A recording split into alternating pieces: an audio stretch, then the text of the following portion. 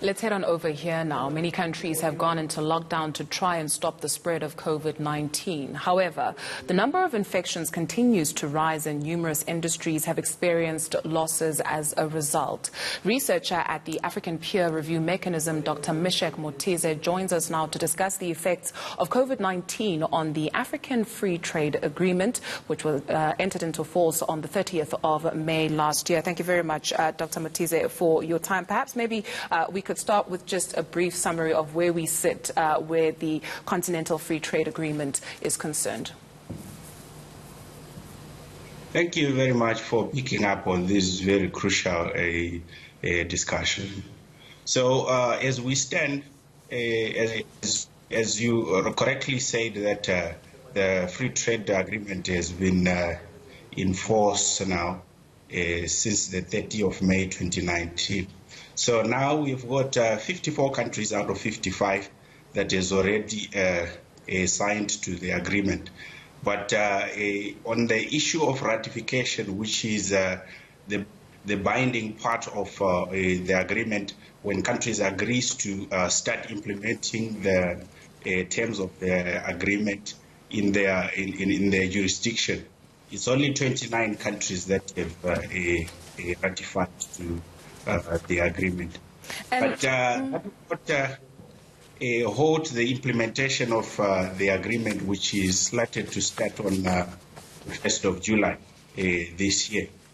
But with what is happening with the COVID-19, there are a lot of uncertainties because, as you know, it needs to be supported by functioning industries. It needs to be supported by functioning industries, and we oftentimes hear African solutions for African problems.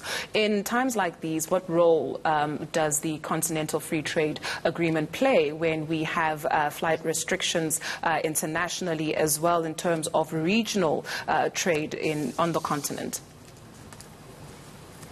Well, I must say it is situations like these that inspired the establishment of the agreement for the continent to establish some form of self-sustenance, some form of self-reliance to make sure that we can be able to overemphasize, or to emphasize rather, inter-African trade.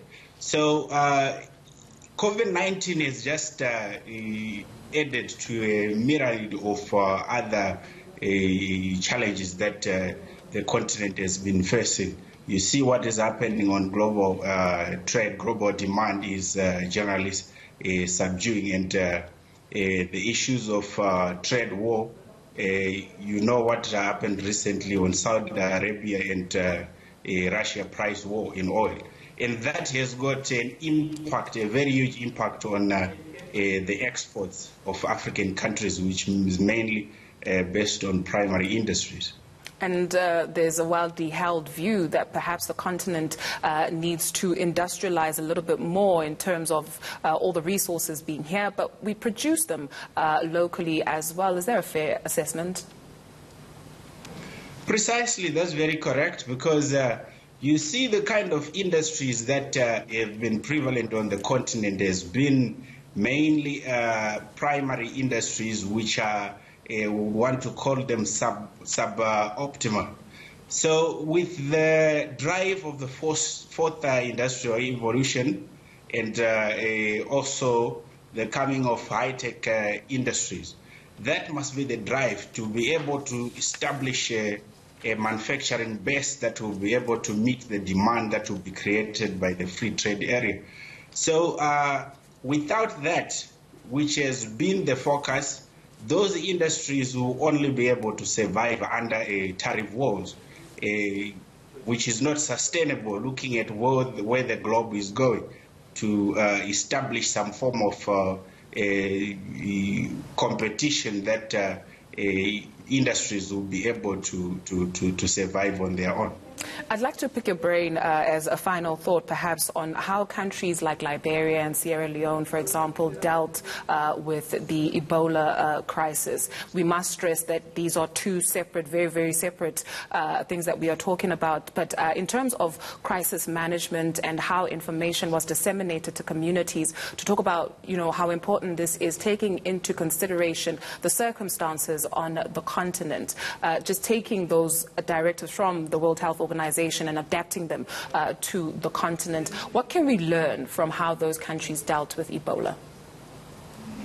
Well, I would want to approach it from a slightly different angle, because you see, before we draw lessons from the instance of Ebola, when the disease started, when it struck one of the Central African countries, the perception was that it was a national disease.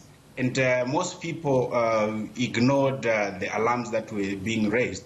And we also saw that happening when the COVID-19 disease started, when some presidents were even confining it to China. But before things went out of hand. So you see, when there is such a crisis confined to national borders, that is the time to establish international partnerships, because you look at how the Ebola crisis was contained. It was a number of partners coming together to be able to implement and educate the masses, and also to capacitate the health system and give some support to the economic system to minimize the shocks that we experience as a result of that. Thank you very much for your time and making us understand all of that research.